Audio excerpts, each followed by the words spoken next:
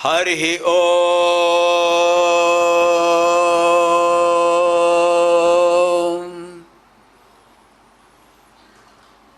ఓం.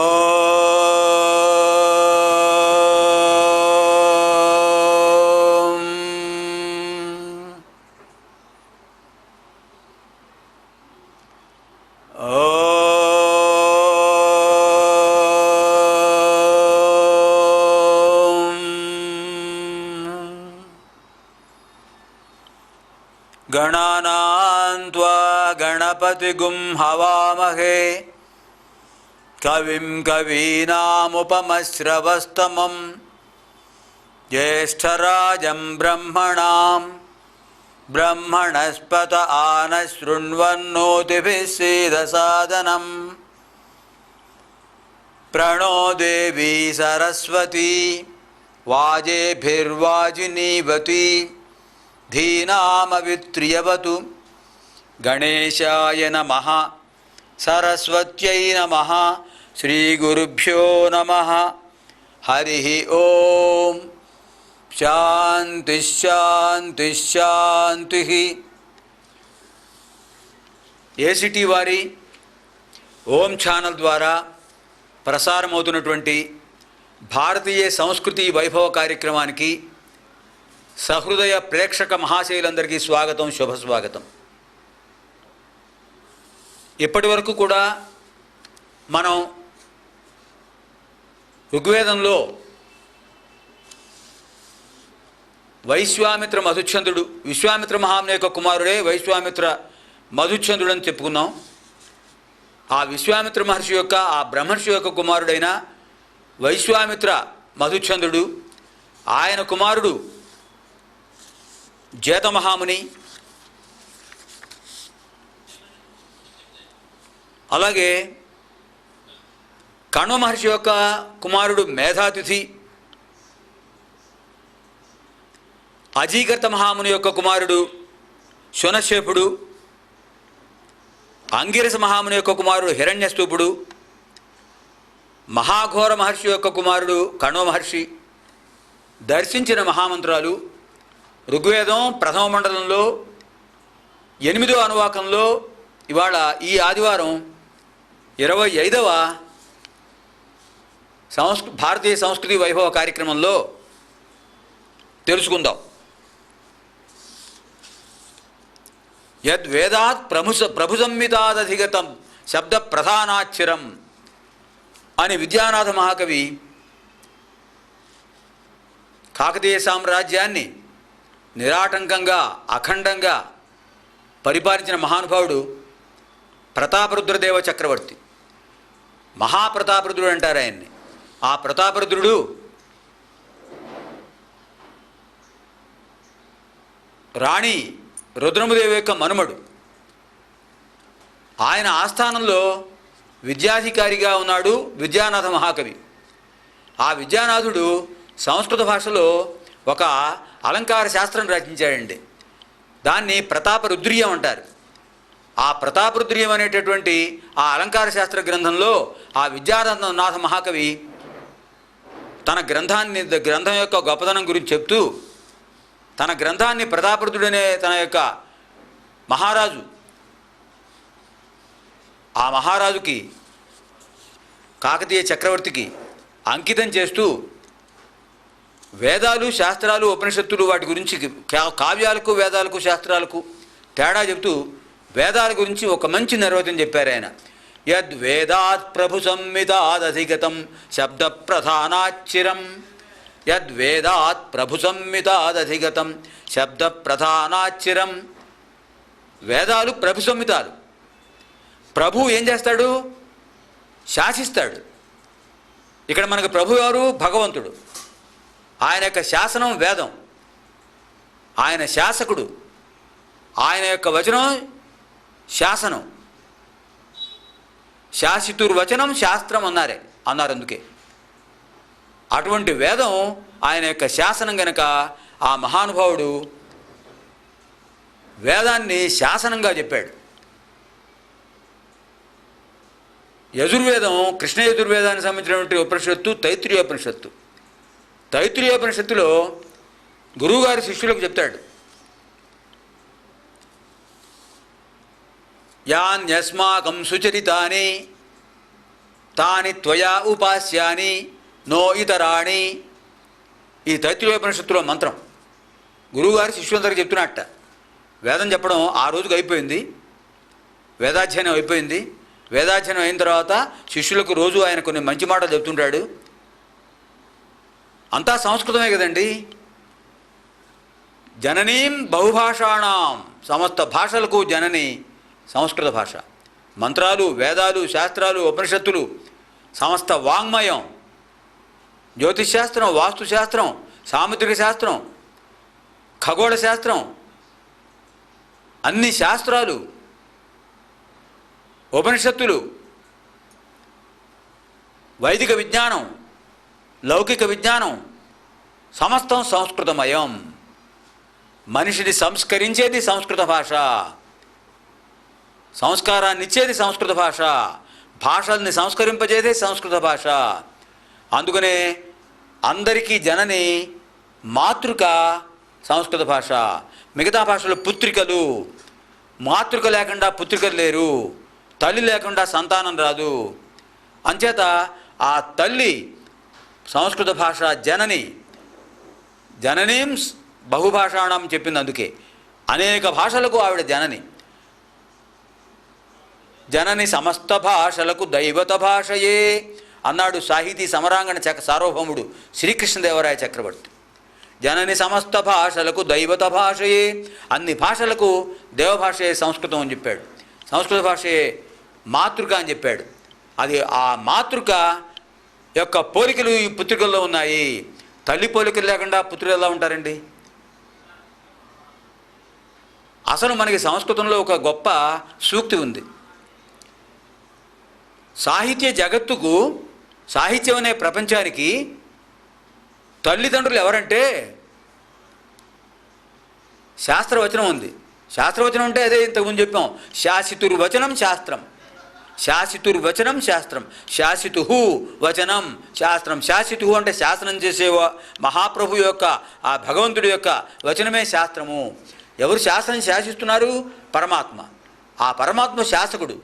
ఆయన శాసనాన్ని మనం అనుసరిస్తున్నాం, మరో మార్గం లేదు. అన్యథా శరణం నాస్తి త్వమేవ శరణం మమ తస్మాత్ కారుణ్యభావేన రక్ష రక్ష మహాప్రభో, రక్ష రక్ష గణాధిప అని ప్రార్థిస్తుంటాం. ఆయన శాసకుడు. ఆయన శాసనాన్ని అతిక్రమించే అర్హత, ఆ అవకాశం ఎవరికి లేదు. అతిక్రమిస్తే వాడు అధఃపతనం పొందుతాడు. అటువంటి మహానుభావుడు ఆ పరమాత్మ. ఆ పరమాత్మ యొక్క శాసనమే శాస్త్రం. ఆ పరమాత్మ యొక్క వాక్యే వేదం. ఆ పరమాత్మ యొక్క రూపమే జ్యోతి. అనంత తేజస్సంపన్నుడు. దివి సూర్య సహస్రస్య భవేద్యుగపదుత్థిత. విశ్వరూప సందర్శన యోగం భగవద్గీతలో అర్జునుడు చెప్తాడు. సంజయుడు వ్యాఖ్యానం చేస్తూ ఆ భగవంతుడి యొక్క విశ్వరూపం అర్జునుడు ఎలా చూస్తున్నాడు, ఆ విశ్వరూపం ఎంత తేజవంతమైనది అని చెబుతూ ఆ భగవద్గీత 11వ అధ్యాయం విశ్వరూప సందర్శన యోగంలో దివి సూర్య సహస్రస్య భవేద్యుగపదుత్థిత యది భాస్సదృశీసాస్య తస్య బ్రహ్మణి పరా మహాత్మనః. ఆ మహాత్ముడి యొక్క తేజస్సు 1000 మంది సూర్యుళ్ళు ఒకేసారి అంతరిక్షంలో కనిపిస్తే, 1000 మంది సూర్యభగవానులు ఒకేసారి అంతరిక్షంలో గోచరమైతే, ఆ 1000 మంది సూర్యుల యొక్క కాంతి ఎంత అనంతంగా దేదీప్యమానంగా చూడటానికి అవకాశం లేకుండా చర్మచక్షువులు పేలిపోతాయి ఆ కాంతిని చూస్తే. అది ఆ భగవంతుడి యొక్క శక్తి, ఆ తేజస్సు. అందుకనే ఆయన చెప్తాడు, దివ్యం దదామి తే చక్షు, దివ్యం దదామి తే చక్షు అని చెప్తాడు ఆయన భగవంతుడు, శ్రీకృష్ణుడు. నాయనా, నువ్వు చర్మచక్షువులతో చూడలేవు. దివ్యం దదామి తే చక్షు, తే నీకు దివ్యం చక్షు దదామి, తే నీకు దివ్యం చక్షు, దివ్యమైన నేత్రాన్ని, దివ్యమైన దృష్టిని దదామి ఇస్తున్నాను చూడు అని చెప్పేట. యది భాస్ సదృశీ సా స్యాత్ భాసస్తస్య మహాత్మనః యది భాః సదృశీ సా స్యాత్ దివి సూర్య సహస్రస్య భవేద్ యుగపదుద్ధిత. ఆకాశంలో 1000 మంది సూర్యులు ఒకేసారి ఉద్భవించినట్లయితే, ఒకేసారి ప్రకాశించినట్లయితే ఆ ద్యోతమును, ఆ ప్రద్యోతం, ఆ తేజస్సు అది ఎలా ఊహించడానికి వీల్లేనంతగా ఉంటుందో అది ఆ పరమాత్ముని యొక్క తేజస్సు. యది భాః సదృశీ సా స్యాత్, ఆ భాః ఆ కాంతి సదృశి సమానంగా అంతకంటే ఎక్కువగానే సా స్యాత్ ఈ మహానుభావుడి యొక్క తేజస్సు కనిపిస్తోంది. భాః కాంతి, భాః కరోతి ఇది భాస్కరః, భాసస్తస్య మహాత్మనః. ఆ మహాత్ముడైన శ్రీకృష్ణుడి యొక్క ఆ నిరాకార స్వరూపుడు ఆకారంలో వచ్చాడు. ఆ ఆకారం వహించిన పరమాత్మ యొక్క తేజస్సు అలా ఉంది అని చెప్తాడు అక్కడ సంజయుడు. అటువంటి తేజస్సు మనకి ఇస్తున్నది. అటువంటి తేజస్సు భగవంతుడు ఇస్తున్నాడు. అటువంటి తేజస్సునే మనకు కల్పిస్తున్నాయి వేదాలు, శాస్త్రాలు, ఉపనిషత్తులు. ఈ వాంగ్మయం అంతా కూడా సంస్కృత భాషలో ఉంది. సంస్కరించే భాష సంస్కృత భాష. అటువంటి సంస్కృత భాష మనకు ఎన్నో విశేషాలు తెలుపుతోంది. పురుష సూక్తం, శ్రీ సూక్తం, వరుణ సూక్తం, అన్న సూక్తం, అన్ని మంత్రాలు, అన్ని సూక్తాలు సంస్కృతంలోనే కదండి. పొద్దున్నే లేచినప్పటి నుంచి మనం మొదలుపెట్టే భారతీయ సంస్కృతి లక్షణాలని సంస్కృతంతోనే ప్రారంభం. కరాగ్రే వసతే లక్ష్మీ, కరమధ్యే సరస్వతి, కరమూలే స్థిత గౌరీ, ప్రభాతే కరదర్శనం. ఓం త్ర్యంబకం యజామహే సుగంధిం పుష్టివర్ధనం, ఉర్వారుకం బంధనాత్ మృత్యోర్ముక్షీయమామృతాత్. ఇవన్నీ కూడా సంస్కృతమే. పూజ మొదలు పెడితే శుక్లాంబరధర ఓంతో మొదలు పెడుతున్నాం. ఓం శుక్లాంబరధరం విష్ణుం శశివర్ణం చతుర్భుజం ప్రసన్నవదనం ధ్యాయేత్ సర్వవిఘ్నోపశాంతయే. అది సంస్కృత భాష యొక్క ప్రభావం. అటువంటి సంస్కృత భాషలో మనకు ఉన్న ఈ వేదాలు, శాస్త్రాలు, ఉపనిషత్తులు, 14 విద్యలు ఉన్నాయట. అటువంటి ఆ విద్యలన్నింటినీ కూడా సంస్కృత భాష మనకి అందిస్తోంది. వ్యాస భగవానుడు మనకు అందించాడు. వ్యాసోచ్ఛిష్టం జగత్సర్వం అన్నారు. ప్రపంచంలో ఉన్న సమస్త వాంగ్మయం కూడా వ్యాసుడి యొక్క ద్వారా వచ్చిందే, వ్యాసుడి ద్వారా వచ్చిందే. 18 పురాణాలు, 1,00,000 శ్లోకాల మహాభారతం, దానికి పరిశిష్ట గ్రంథం 25,000 శ్లోకాల హరివంశం, 108 ఉపనిషత్తులు, బ్రహ్మసూత్రాలు. ఎంత వాంగ్మయం అండి! ఈ వాంగ్మయం అంతా ఆయన సృష్టించిందే వ్యాస భగవానుడు. ఈ వ్యాసపీఠం ఆయన అనుగ్రహించిందే. ఈ వ్యాసపీఠంలో ఆ మహాగ్రంథాలు పెట్టుకుని ఈ సత్సంగం మనం చేసుకుంటున్నామంటే ఆ మహానుభావుడు యొక్క అనుగ్రహం కాకపోతే మనకు చెప్పడానికి మాటలు రావు, వినడానికి చెవులు ఉండవు.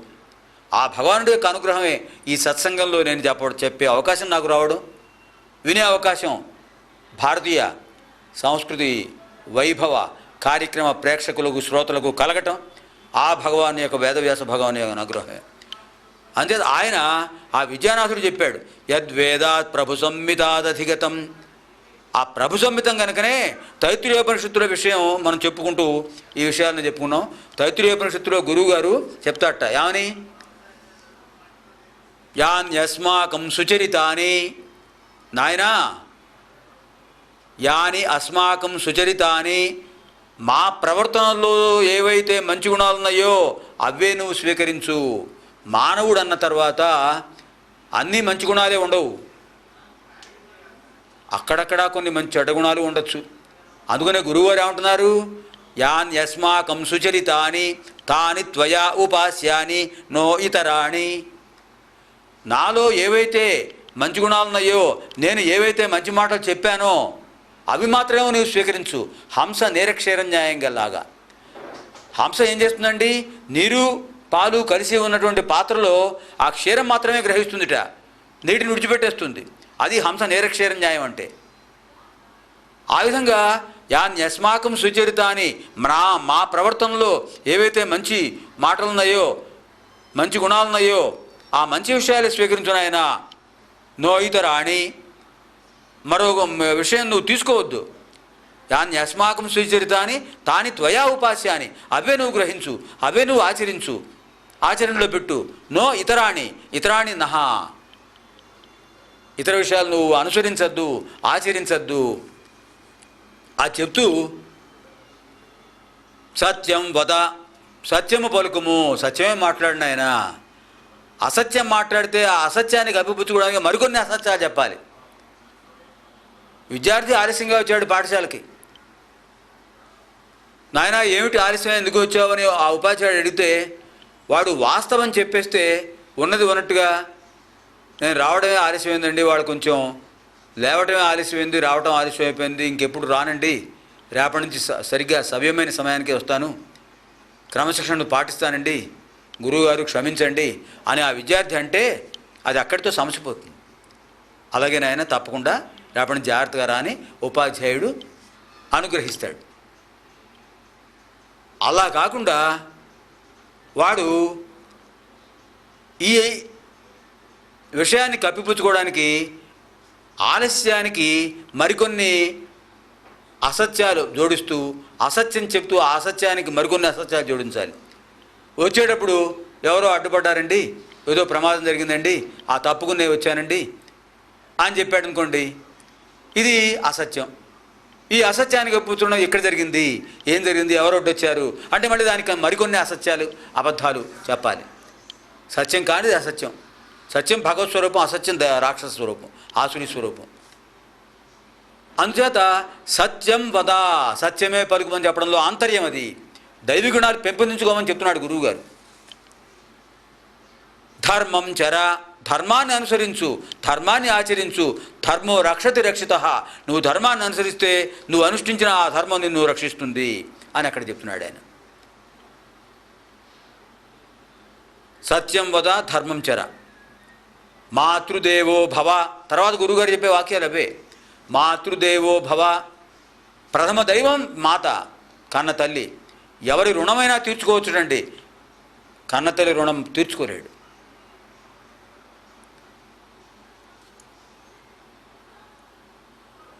తర్వాత స్థానం ఎవరికి ఇచ్చారు? పితృస్థానం. ఆ పితృస్థానం మాతృదేవో భవ, పితృదేవో భవ, ఆచార్య దేవో భవ, అతిథి దేవో భవ.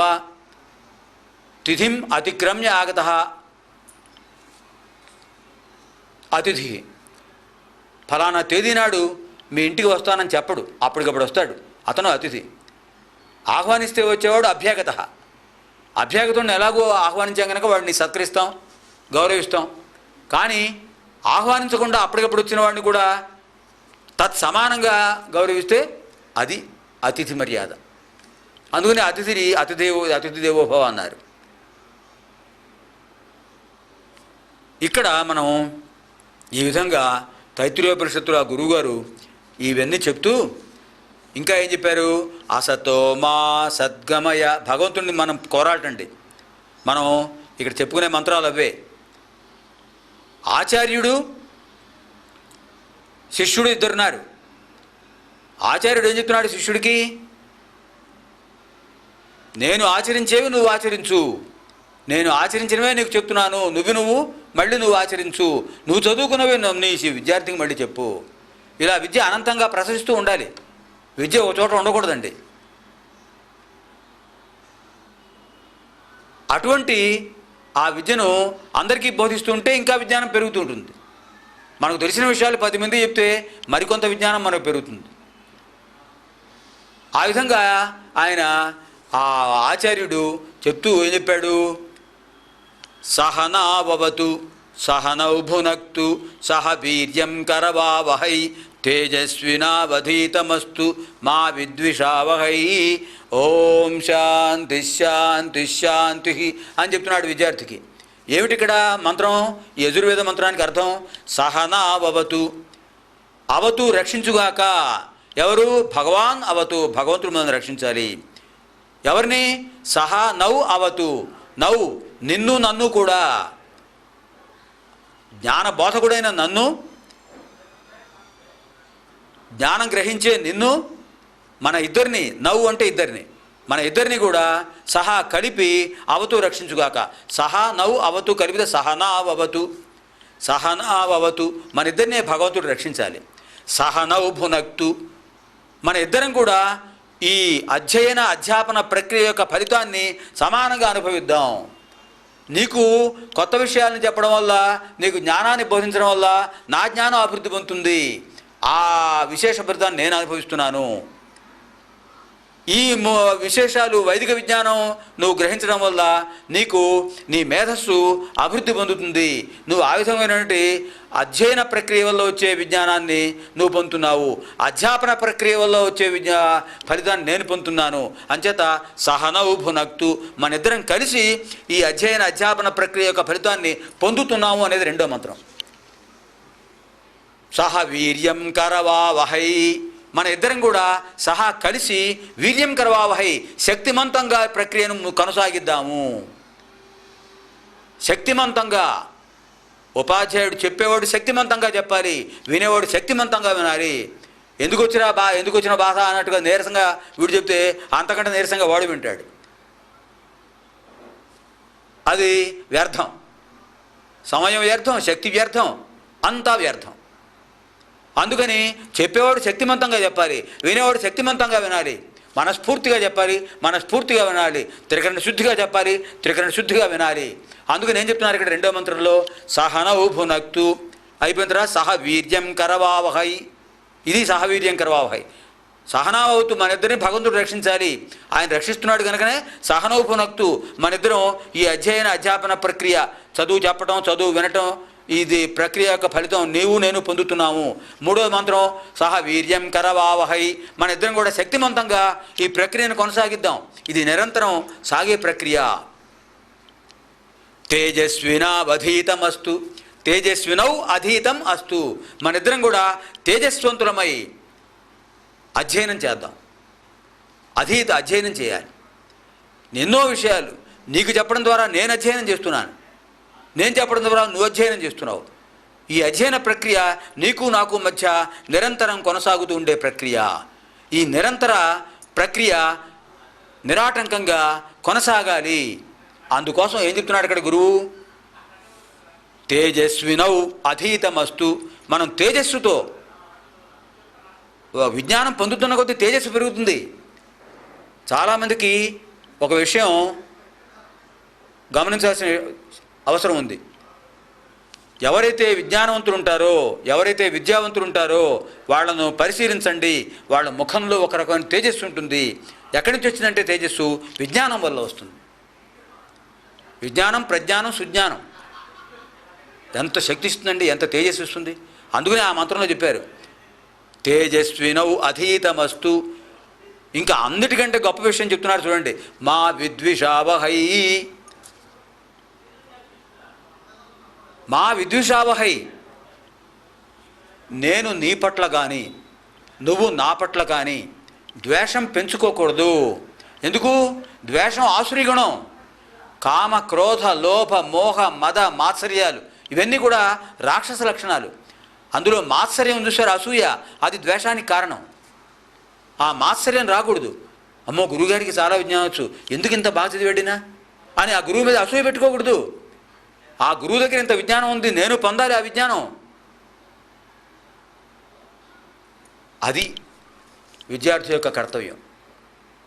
అందుకని ఇక్కడ మనం ఆ ఆచార్యుడు ఏం చెప్తున్నాడంటే మా విద్విషావహై, మా అంటే నిషేధార్థకం. మన ఇద్దరం కూడా ద్వేషించుకోకూడదు నాయన. నీ పట్ల నేను వాత్సల్యభావంతో ఉంటాను, నా పట్ల నువ్వు గౌరవభావంతో ఉండాలి. ఈ గౌరవ వాత్సల్యాలు రెండు కూడా పరస్పరం వృద్ధి పొందుతూ ఉండాలి. అప్పుడే ఈ విజ్ఞానం నిరంతరంగా కొనసాగుతూ ఉంటుంది అని చెప్పిన తర్వాత మా విద్విషావహై అని చెప్పి 3 సార్లు శాంతి మంత్రం చెప్తున్నాడు గురువుగారు. గురు శిష్యులు ఇద్దరు. ఏమిటి మొదటి శాంతి మంత్రానికి? ఆధ్యాత్మికమైన శాంతి కలగాలి. ఆత్మ అంటే నేను అని అర్థం, ఆత్మన్ అంటే సంస్కృతంలో నేను అని అర్థం. అంటే దాంట్లో జీవాత్మ పరమాత్మ రెండు భాగాలు ఉన్నాయి. అది ఆధ్యాత్మిక విషయానికి పెడితే మనం మరికొంత దూరం వెళ్ళచ్చు. ఇక్కడ ఆధ్యాత్మిక శాంతి అంటే ఆత్మస్వరూపుడైన ఆ పరమాత్మ, ఆ జీవాత్మలో ఉన్నటువంటి ఆ పరమాత్మ నీకు నాకుండా, నీలో ఉన్న జీవాత్మ నాలో ఉన్న జీవాత్మ ప్రశాంతంగా ఉండాలి. ప్రశాంతంగా ఉంటేనే మన ఈ అధ్యయన ప్రక్రియ నిరంతరం కొనసాగుతూ ఉంటుంది. రెండో శాంతి ఏమిటంటే ఆది దైవిక శాంతి.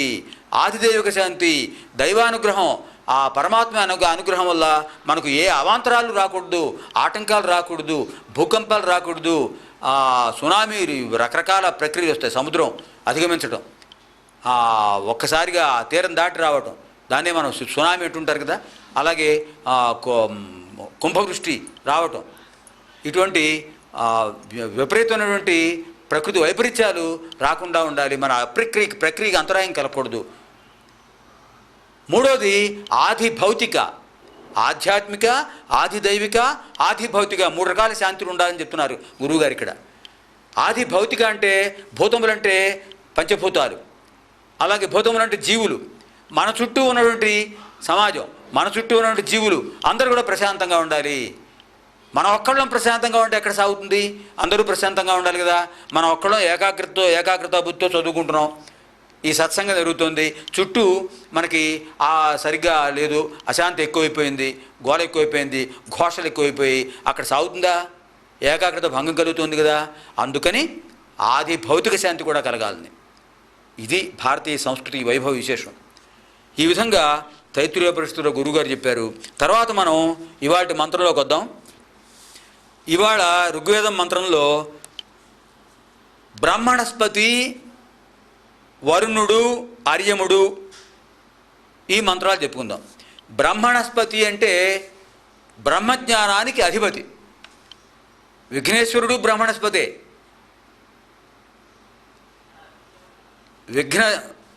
విఘ్ననాశకుడు, విజయప్రదాత, విద్యాదాయకుడు. ఆయన బ్రహ్మణస్పతి, దేవతలందరికీ కూడా అగ్రస్థానంలో ఉన్నాడు ఆయన. ఆదౌ పూజ్యో గణాధిప అంటారు. అందుకే అగ్రగణ్య, అగ్రే గణ్యతే ఇది అగ్రగణ్య. అందరికంటే ముందు భాగంలో లెక్కించబడేవాడు అగ్రగణ్య. అగ్రణ్య మరో పదం ఉంది, అగ్రే నయతీతి అగ్రణ్య. అందరికంటే ముందుండి అందరినీ తన వెంట తీసుకువెళ్ళేవాడు అగ్రణ్య. అగ్రనాయక, అగ్రణ్య అంటే అగ్రనాయక. అగ్రే నయతి ఇది అగ్రణ్య, అగ్రే గణ్యతే ఇది అగ్రగణ్య. రెండు వేరు విభిన్న పదాలు. అటువంటి మహానుభావుడు బ్రహ్మణస్పతి. ఈ బ్రహ్మణస్పతి గురించి ఆయన చెబుతున్నాడు. ఓ బ్రహ్మణస్పతి, దేవతలందరికీ ప్రథమ స్థానంలో ఉన్నావు నువ్వు. నీ యొక్క అనుగ్రహంతోనే మేము పూజా కార్యక్రమాలు పూర్తి చేసుకుంటున్నాము. అన్ని విషయాలు కూడా నీ అనుగ్రహం లేకుండా ఏది జరగడం లేదు. నీ అనుగ్రహం వల్లనే ఆటంకం లేకుండా ముందుకు నడుస్తున్నాము అని చెప్తూ ఈ గణానాన్త్వా గణపతి గుం హవామహే అనే మంత్రం ఇక్కడిదే. గణానాన్త్వా గణపతి గుం హవామహే. గణాలన్నిటికీ నువ్వు అధిపతివి, దేవతాగణాలకు నువ్వు అధిపతివి. గణపతి గుం హవామహే, గణములకు పతివైనటువంటి నిన్ను హవామహే అర్చిస్తున్నాను, ఆరాధిస్తున్నాను. జ్యేష్ఠరాజం బ్రహ్మణాం, ఆయన బ్రహ్మ దగ్గర నుంచి వచ్చినటువంటి దేవతలందరికీ కూడా నువ్వు జ్యేష్ఠరాజా, జ్యేష్ఠ స్వరూపంలో ప్రకాశించేవాడివి, జ్యేష్ఠ స్థానంలో అగ్రస్థానంలో ప్రకాశించేవాడివి. బ్రాహ్మణస్పత, ఇక్కడ వచ్చిన బ్రహ్మణస్పతి ఆయనే. బ్రాహ్మణస్పద ఆన శృణ్వన్నోతిభిస్సే దసాదనం. అనేకములైన స్తోత్రాలతో, నుతులతో, స్తోత్రాలతో నిన్ను స్తోత్రం చేస్తున్నాను స్వామి. మా యొక్క బాధలన్నీ పోగొట్టు, ఆటంకాలు పోగొట్టు అని చెప్తూ ఇంకా ఏం చెప్తున్నాం? ప్రణో దేవి సరస్వతి. సరస్వతి సమ్యక్ రస్యతే ఇది సరస్వతి. ఎక్కడైతే సమానంగా ఆ విజ్ఞాన కిరణాలు, విద్యా కిరణాలు, విజ్ఞాన ప్రసారం సమానంగా వెళ్ళిపోతుంటుందో అనంతంగా, అది సరస్వతి. ప్రణో దేవి సరస్వతి. ఆ విజ్ఞాన ప్రదాయినటువంటి ఆ సరస్వతీదేవికి నమస్కారం చేస్తున్నాను. అది ఇక్కడ విఘ్నేశ్వరుడి యొక్క మంత్రం, గాయత్రి మంత్రం. గాయత్రి మంత్రం త్రిపదా గాయత్రి అని చెప్పుకున్నాం కూడా మనకు ఛందస్సు రీత్యా ఇది 4 పాదాలుగానే మా పింగళుడు అనే మహర్షి చెప్పాడు. ఛందశాస్త్రాన్ని రచించిన మహర్షి పింగళుడు, పింగళ ఛందస్సు అంటారు. ఆ పింగళ మహర్షి ఏం చేశాడంటే ఛందస్సు చెప్తూ గాయత్రిని కూడా 4 పాదాలు కూడా చెప్పాడు ఆయన. 6 అక్షరాలతో 4 పాదాలతో ఉంటుంది, అంచేత 24 అక్షరాలతో 4 పాదాలతో ఉంది గాయత్రి అని అక్కడ చెప్పాడు. మరి ఇక్కడ ఈ ఋగ్వేదంలో ఉన్న మంత్రాలు త్రిపదా గాయత్రి, అంచేత 3 పాదాలతో ఉన్న గాయత్రిని ఇక్కడ చెప్తున్నారు. ఈ త్రిపదా గాయత్రి అనేది మనకి విశేషమైనది, మంత్రాల్లో వస్తుంది. ఇక్కడ త్రిపదా గాయత్రిలో చెప్పిందే గణానాంత్వా గణపతి గుంహవామహే కవిం కవీనాం ఉపమశ్రవస్తం. ఆయన కవిం కవీనాం ఈ సృష్టిని వర్ణించేవాడు, సృష్టిని ఇలా ఉండాలని శాసించేవాడు, అటువంటి వాళ్లకు అధిపతి ఆయన. అటువంటి మహానుభావుడికి నమస్కారం అని ఇక్కడ మంత్రంలో చెప్పారు. ఈ మంత్రం చెప్పుకుంటూ మనం ఇక్కడ మరో విశేషం చెప్పుకోవాల్సింది ఏంటంటే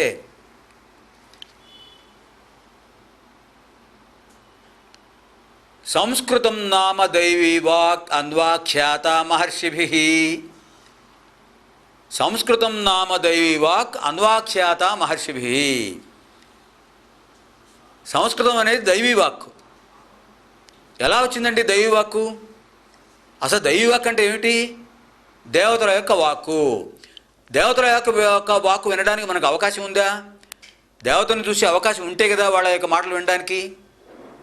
అంటే దైవీ వాక్కు అమోఘమైనది. ఈ దైవీ వాక్కులే కదా మనకి ఇప్పుడు బ్రహ్మణస్పద మంత్రం తర్వాత వరుణ మంత్రం కూడా చెప్తోంది. వరుణ మంత్రం ఇంతకుముందు మహర్షులు చెప్పారు. ఈ కణవ మహర్షి మరో రకంగా చెప్తున్నాడు వరుణ మంత్రాన్ని. వరుణుడు పశ్చిమ దిక్కుకు అధిపతి, ఆయన యొక్క భార్య వరుణాని. ఈ వరుణుడు జలాంపతి అపాంపతి అని కూడా, జలాధిపతి అని కూడా పేరు ఈయనకి. ఈ వరుణుడు చాలా గొప్ప శక్తి గలవాడు. ఆ వరుణుడి యొక్క అనుగ్రహంతోనే మనకు జలం సమృద్ధిగా లభిస్తోంది. జలం లేకుండా పంచభూతాలు లేవు, శరీరం ఉండదు. శరీరంలో 3 వంతులు జలమే, ప్రకృతిలో 3 వంతులు జలమే. 3 వంతుల జలభాగంలో 1 వంతు భూభాగంలో మనం ఉన్నాం. అటువంటి మన శరీరంలో కూడా 3 వంతులు జలం ఉంది. అటువంటి జలానికి అధిపతి వరుణుడు. ఇటువంటి మహానుభావుల్ని వర్ణించిన సంస్కృత భాష ఎంత గొప్పది. అందుకని ఏం చెప్పారు? సంస్కృతం నామ దైవీ వాక్ అన్వాఖ్యాత మహర్షిభిః. సంస్కృతం దైవీ వాక్కు. మహర్షులు దీన్ని వ్యాఖ్యానం చేశారు. ఎలా వ్యాఖ్యానం చేశారు? దీనికి ఒక ఉపాఖ్యానం ఉంది. ఒకసారి కైలాసంలో పార్వతీ పరమేశ్వరులు నృత్యం చేస్తున్నారు. పార్వతీదేవి చేసే నృత్యాన్ని లాస్యం, అది సున్నితంగా ఉంటుంది. పరమేశ్వరుడు చేసే నాట్యాన్ని తాండవం అన్నారు. ఆ లాస్యం తాండవం సాగుతున్నాయి. ప్రదోష సమయం సాయం సంధ్యా సమయం. అక్కడ దేవతలందరూ ఉన్నారు. ఆ పరమేశ్వరుడు యొక్క లీలా విలాసాల సమన్వితమైనటువంటి ఆ తాండవం, ఆ పరమేశ్వరి యొక్క లాస్యం, పరమేశ్వరుడు యొక్క తాండవం 2 చూస్తున్నారు. అమోఘంగా ఉంది, అద్భుతంగా ఉంది. దేవతలందరూ సరస్వతీదేవి వీణ వాయిస్తుందిట. గంధర్వులు గానం చేస్తున్నారు. విష్ణుమూర్తి మృదంగం వాయిస్తున్నాడు. మిగతా దేవతలందరూ రకరకాల వాయిద్యాలు వాయిస్తున్నారు. అటువంటి ఆ శివతాండవాన్ని చూడడానికి మహర్షులందరూ వచ్చారు. ప్రమథగుణాలన్నీ వచ్చాయి. సనక సనందన సనత్కుమార సనత్సుజాతులు, సనకుడు సనందనుడు సనత్కుమారుడు సనత్సుజాతుడు, ఈ 4 కూడా ఎంత గొప్పవాళ్ళు అంటే ఎప్పుడు వాళ్ళు నా బాల్యావస్థలో ఉంటారండి. ఎప్పుడు బాల్యస్థితిలో ఉంటారు. ఎప్పుడు 16 ఏళ్ల లోపు పిల్లలుగా ఉంటారట వాళ్ళు, ఆ మహర్షులు. ఆ 4 కూడా వచ్చారు. వచ్చి చూస్తున్నారు. పరమేశ్వరుడు యొక్క తాండవం వచ్చింది, ముగింపుకు వచ్చింది. ఆ ముగింపుకు వచ్చినప్పుడు ఆయన చివరిసారిగా తన చేతిలో ఉన్న డమరుకాన్ని 14 సార్లు మోగించాట. 14 సార్లు ఆ డమరుకం మోగించినప్పుడు ఆ డమరుకంలోంచి 14 శబ్దాలు వినిపించాయట. ఆ 14 శబ్దాలని ఈ సనక సనందన సనత్కుమార సనత్సుజాతులు 4 కూడా ఆ చతుర్దశ మాహేశ్వర సూత్రాలని వాళ్ళు మేధస్సులో నిక్షిప్తం చేసుకున్నారు. ఆ 14టిని కూడా మాహేశ్వర సూత్రాలు అని చెప్పారు. ఆ మాహేశ్వర సూత్రాల నుంచి మనకు వర్ణ సమామ్నాయం వచ్చింది.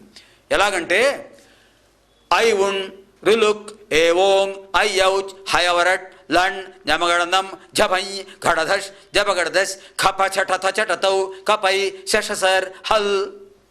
ఇవి 14 సూత్రాలండి. ఐ ఉన్ రులుక్ ఏ ఓం ఐ ఔచ్ హయవరట్ లణ్ ఞమగణనం జభై ఘడధష్ జపగడదశ్ ఖప చటథ చటతౌ కపై శషసర్ హల్. ఇవి 14 చతుర్దశ మాహేశ్వర సూత్రాలు అంటారు. ఈ చతుర్దశ మాహేశ్వర సూత్రాలని కూడా ఆ సనక సనందనుడు, సనకుడు, సనందనుడు, సనత్కుమారుడు, సనత్సుజాతుడు నిక్షిప్తం చేసుకున్నారు. వెంటనే ఆ పరమేశ్వరుడు నమస్కారం చేసి, మహానుభావ నీ వల్ల మాకు వర్ణ సమామ్నాయం వచ్చింది, సమస్త వాంగ్మయం దీంట్లో నిక్షిప్తం అయిపోయింది, ఇది దైవ వాక్కు అని ఆయనకు నమస్కారం చేశారు, తీసుకొచ్చారు. వాళ్ళ యొక్క అనుగ్రహంతో క్రీస్తు పూర్వం 6వ శతాబ్దంలో 5-6 శతాబ్దాల్లో ఉన్నటువంటి మహానుభావుడు ఆ ఋషుల యొక్క పరంపర యొక్క ఋషుల యొక్క అనుగ్రహం వల్ల తన తపశ్శక్తితో పాణిని మహర్షి ఈ వాటిని తీసుకుని 8 అధ్యాయాల్లో కొన్ని వందల సూత్రాలు రాశాడు ఆయన. దాన్ని అష్టాధ్యాయి అంటారు. ఇప్పుడు మనం నేర్చుకుంటున్న సంస్కృత భాషకు ఆధారం అదే. అంచేత సంస్కృత సాహితీ జగత్తుకు అష్టాధ్యాయి జగన్మాత అమరకోశో జగత్పిత అన్నారు. అష్టాధ్యాయి జగన్మాత అమరకోశో జగత్పిత. అష్టాధ్యాయి జగత్తుకు మాత. ఆ పాణిని మహర్షి ఆ మహర్షులు ఇచ్చినట్టు చతుర్దశ 14 మాహేశ్వర సూత్రాలని ఐ ఉన్ దగ్గరించి ఐ ఔచ్ వరకు ఆ 4 సూత్రాల్లో కూడా ఐ ఉన్ రులుక్ ఏవోంగ్ ఐ ఔచ్ స్వరాలుగాను, హయవరట్ లండ్ అక్కడి నుంచి హల్ వరకు కూడా వాటిని మిగతా 11 సూత్రాలని కూడా 13 సూత్రాలని కూడా మొత్తం 14, 4 సూత్రాల్లో ఇది చెప్పేశారు. మొత్తం మిగతా 9 సూత్రాల్లో కూడా నవసూత్రాలను 9 10 సూత్రాల్లో కూడా 4 సూత్రాల్లో స్వరాలు వచ్చేసాయి. మిగతా 10 సూత్రాలు హైవరట్ దగ్గర నుంచి చివరి హల్ వరకు కూడా 10 సూత్రాలు ఉన్నాయి. 10 సూత్రాల్లో హల్లులు వచ్చాయి. ఇక్కడ అచ్చులు, ఇవి హల్లులు. ఈ విధంగా విభజన చేసి వర్ణ సమామ్నాయాన్ని అందించి వాటిని అష్టాధ్యాయి అనే 8 అధ్యాయాల్లో ఒక వ్యాకరణం మనకు అనుగ్రహించాడు ఆ మహాముని పాణిని మహర్షి. దానికి పతంజలి మహర్షి వ్యాఖ్యానం రాశాడండి. దాన్ని వ్యాకరణ భాష్యం అంటారు. భాష్యం అంటే వ్యాఖ్యానం. ఆ వ్యాకరణ భాష్యం రాస్తూ ఆయన చెప్తాడు. ఆయన చెప్పిన శ్లోకమే మనకి ఇప్పుడు ఈ చెప్పిన విషయాలకు ఆధారం. ఏమిటది? నృత్తావసానే నటరాజరాజో ననాదఢక్కాం నవపంచవారం ఉద్ధర్తు కామ సనకాది సిద్ధాన్ ఏతద్విమర్శే శివసూత్రజాలం. నృత్తావసానే నటరాజరాజో. ఆ నటరాజస్వామి తన నాట్యం అయిపోయిన తర్వాత నృత్తావసానే నటరాజరాజో ననాదఢక్కాం నవపంచవారం. ఆ ఢక్కను, ఆ డమరుకాన్ని నవ అంటే 9, పంచ అంటే 5, 9, 5, 14 సార్లు మోగించట. ఎందుకని మోగించాడంటే ఉద్ధర్తు కామ సనకాది సిద్ధాన్, సనక సనందనాది మహాములను ఉద్ధరింపజేయడానికి, వాళ్ళ ద్వారా లోకానికి ఈ సాహితీ జగత్తును, వాంగ్మయాన్ని, భాషను అందించడానికి ఆయన మోగించాడు. ఏతద్విమర్శే శివసూత్రజాలం. దీన్నే 14 శివసూత్రాలు, చతుర్దశ మాహేశ్వర సూత్రాలు అని చెప్పారట. అది ఆ పతంజలి మహాముని భాష్యంలో చెప్పాడు. అటువంటి సంస్కృత భాష మనకు దగ్గరలోనే ఇక్కడ మహానుభావులు కంచి కామకోటి పీఠాధిపతులు పరమాచార్య ఆ చంద్రశేఖర నరేంద్ర సరస్వతి స్వామి వారి యొక్క అనుగ్రహంతో మనకి పౌరపేటలో పోస్ట్ ఆఫీస్ పక్కనే హేలాపురి సంస్కృత పాఠశాల అనే ఒక గొప్ప సంస్థ, విద్యా సంస్థ 1943లో విజయదశమి నాడు ప్రారంభమైందండి. అప్పటి నుంచి కూడా దివ్యశ్రీ మండలేక వెంకటశాస్త్రి గారు, తర్వాత దివ్యశ్రీ కప్పగంతుల సుబ్రహ్మణ్య శాస్త్రి గారు, దివ్యశ్రీ జంపం నరసింహ శాస్త్రి గారు, ఇలాంటి మహానుభావులందరూ కూడా అక్కడ సంస్కృత భాషను నేర్పారు, వేదం నేర్పారు, స్మార్థం నేర్పారు. ఎంతోమంది ఈనాడు ఉన్నటువంటి మహాపండితులు, గొప్ప గొప్ప పురోహితులందరూ కూడా అక్కడ చదువుకుని గొప్పవాళ్ళయ్యారు. ప్రఖ్యాత రాజకీయ నాయకుడు కీర్తిశేషులు పివి నరసింహారావు గారు సంస్కృత పాఠశాలకు వచ్చి ఆ మహానుభావులను దర్శించి ఈ మహోన్నతమైన సంస్కృత పాఠశాలను కీర్తించారు. విశ్వనాథ సత్యనారాయణ గారు, గొప్ప గొప్ప మహానుభావులు ఇలాంటి మహానుభావులందరూ కూడా అక్కడికి వచ్చి పాఠశాలలో ఆ పాఠశాల యొక్క గత వైభవాన్ని గుర్తు చేసుకునే మహానుభావులకు నమస్కరించి వెళ్ళారట. అటువంటి సంస్కృత పాఠశాల అది ఆ సంస్కృత భాషా కార్యక్రమం గత సంవత్సరం విజయదశమి నాడు పునఃప్రారంభమైంది. సంస్కృత భాష అధ్యయన తరగతులు అందరూ కూడా విశేషంగా ఆబాల గోపాలం ఇక్కడ జాతి గుణ కుల మత భేదాలు లేవండి, ఎవరైనా సంస్కృత భాష నేర్చుకోవచ్చు, అందరికీ సంస్కృతం నేర్పాలి అని ఈ మధ్యనే శంకర జయంతి కార్యక్రమంలో రిటైర్డ్ డీజీపీ అరవిందరావు గారు కూడా ఆ సంస్కృత పాఠశాలలో కార్యక్రమానికి వచ్చి శంకర జయంతి కార్యక్రమాల్లో చెప్తూ వారు కూడా చెప్పారు, సంస్కృత భాషను అందరికీ నేర్పండి, ఎవరైనా సరే సంస్కృతం నేర్చుకుంటామని వచ్చిన వాళ్ళకి నేర్పండి, ఉచితంగా నేర్పండి, అదే మీరు చేసే సంస్కృత భాషా సేవ. ఎప్పటివరకు కూడా సంస్కృత భాషను కొంతమందికే నేర్పి ఆ సంస్కృత భాషకు హద్దులు పెట్టారు, సంస్కృత భాషకు ప్రచారం సరిగా జరగలేదు, అందరికీ నేర్పండి, ఎవరైనా సరే స్త్రీ బాల వృద్ధులు ఎవరైనా సరే జాతి కుల మత భేదాలు లేవు, ఎవరు సంస్కృతం నేర్చుకుంటామంటే వాళ్ళకు నేర్పండి అని చెప్పారు. వారి యొక్క మార్గదర్శనంలో ఆ పూర్వాచార్యుల యొక్క ఆశీస్సులతో సంస్కృత భాషా ప్రచారం నిరాటంకంగా క్రిందటి విజయదశమి నుంచి సాగుతోంది. ఈ అవకాశాన్ని అందరూ ఉపయోగించుకుని సంస్కృత పాఠశాలలో సంస్కృతం నేర్చుకుని మన యొక్క భారతీయ సంస్కృతిని పునరుద్ధరించడానికి ప్రయత్నం చేయండి. అంతేకాకుండా మన యొక్క వైదిక వాంగ్మయాన్ని సాహితీ సంప్రదాయాన్ని నిలబెట్టాలంటే మనకు అన్యథా గతిర్నాస్తి. ఎంత వైభవం ఏంటండి సంస్కృత భాష. అహం నేను, త్వం నీవు, సహా వాడు, అహం అధ్యయనం కరోమి నేను చదువుకుంటున్నాను, అహం ఫలం ఖాదామి నేను పండు తింటున్నాను. ఎక్కడి నుంచి వచ్చే పదాలు? హిందీలో ఈ పదాలు లేవా? ఫలం తెలుగులో లేదా? ఉపాధ్యాయ సంస్కృతం కాదా? పాఠశాల సంస్కృతం కాదా? తెలుగులో మనం మాట్లాడే భాషా పదాలు 99% సంస్కృత పదాలే. భారతీయ భాషలన్నింటిలో అంతర్లీనమైపోయింది, అంతర్యామిగా ఉంది సంస్కృత భాష. కిం తమ నామ, నీ పేరేమిటి? మమ నామ నరసింహ శర్మ.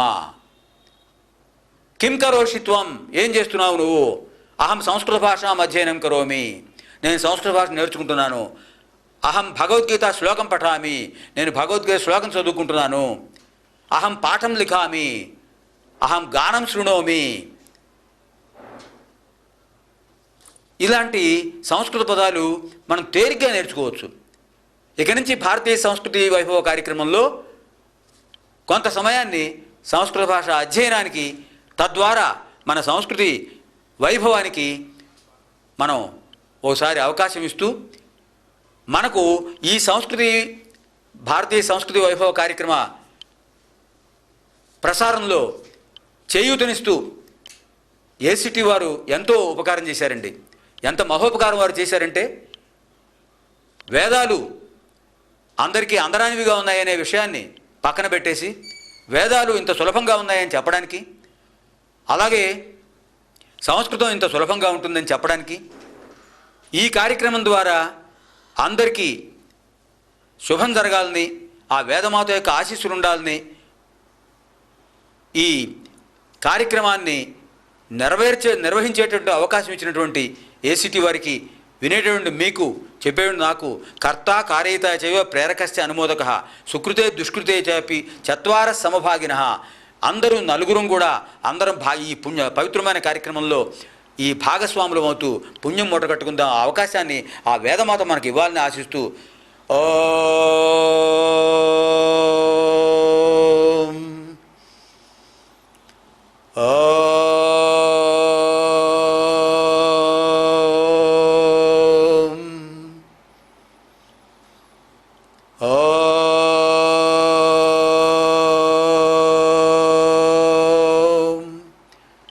సహనావతు సహనౌ భునక్తు సహ వీర్యం కరవావహై తేజస్వినావధీతమస్తు మా విద్విషావహై.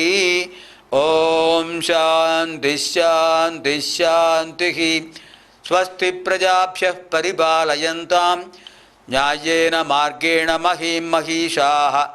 గోబ్రాహ్మణేభ్యः శుభమస్తు నిత్యం.